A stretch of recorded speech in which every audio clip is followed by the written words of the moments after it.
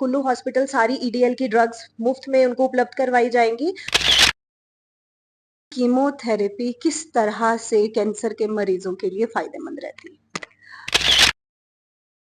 किस किस तरह की सावधानियां मरीज को और उनके परिवार वालों को बरतनी चाहिए? और एक बारी ट्रीटमेंट शुरू हो जाता है तो जस्ट बी पॉजिटिव, और ट्रीटमेंट जो है वो इम्प्रूव करता है हालत को पेशेंट।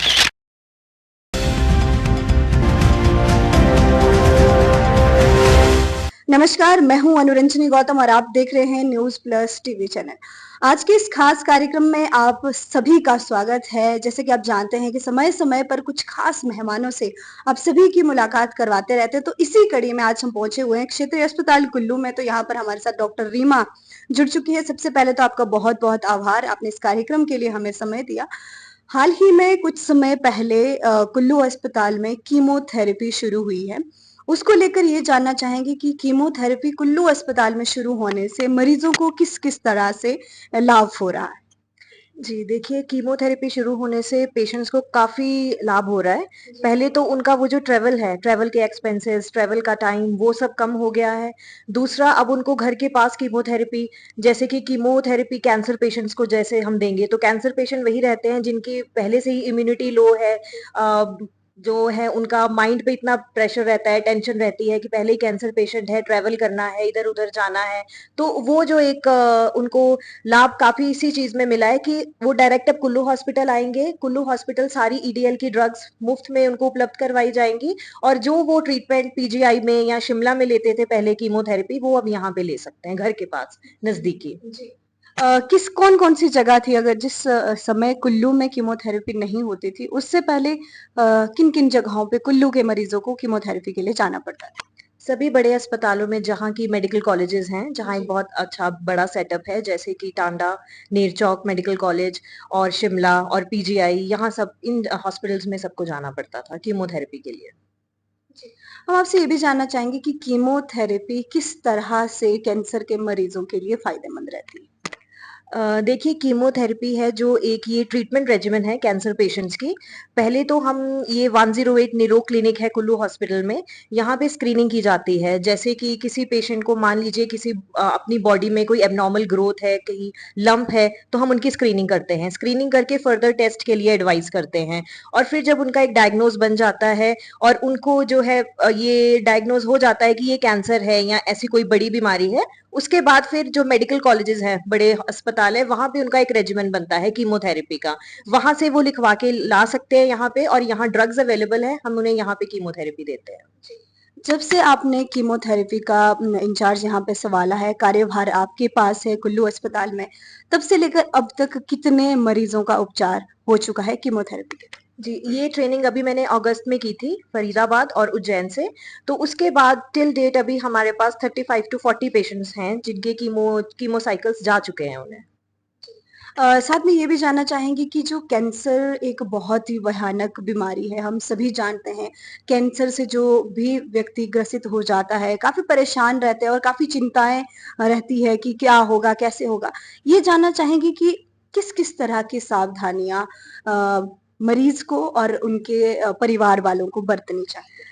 देखिए, जैसे कि आपने बोला कि कैंसर एक बहुत ही डेंजरस बीमारी है, बिल्कुल सही बोला आपने कि जब एक पेशेंट को पता लगता है कि उसे कैंसर है, आधा मेंटल ब्रेकडाउन तो पेशेंट का तभी हो जाता है।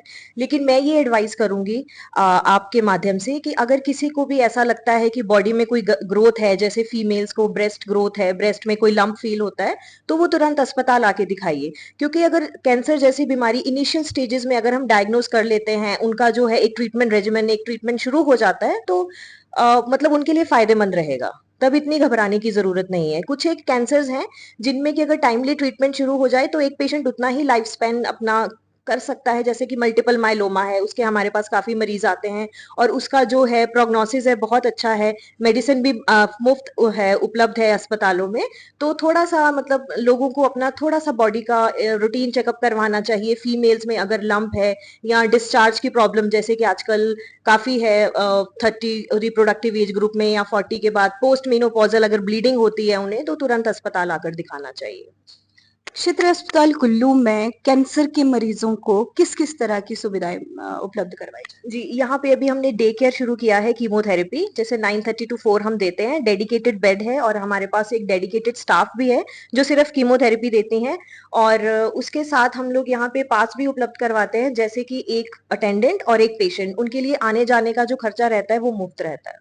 साथ में ये भी जानना चाहेंगे जो कीमोथेरेपी का प्रोसेस है कितना समय का रहता है और किस तरह से मरीजों को फायदा हो रहा है। जी, ये कीमोथेरेपी थेरेपी का जो प्रोसीजर है ये डे केयर प्रोसीजर है।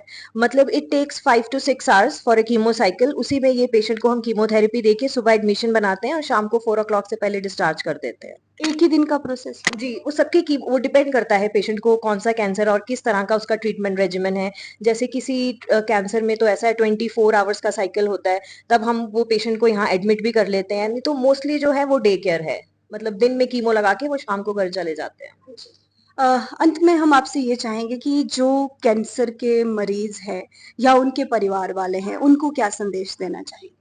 देखिए, कैंसर के पेशेंट्स को मैं यही संदेश देना चाहूँगी कि एक बारी बीमारी अगर डायग्नोज़ हो गई है, आपका ट्रीटमेंट शुरू हो गया है, तो घबराने की कोई भी ज़रूरत नहीं है। अब तो आपके मुँह के पास आपके अस्पताल में कीमोथेरेपी दी जाती है।